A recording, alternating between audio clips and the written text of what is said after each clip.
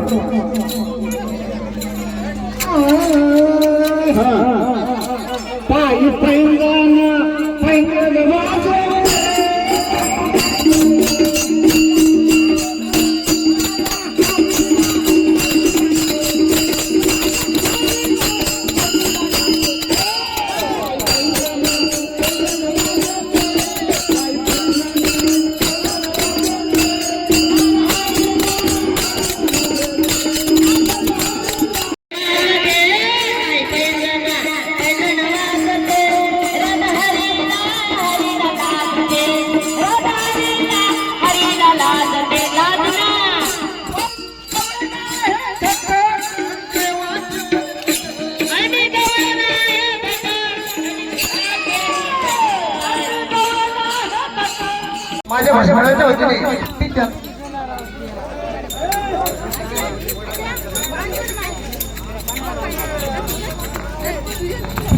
अरे सुधाकररावची पाणी झालं म्हणा।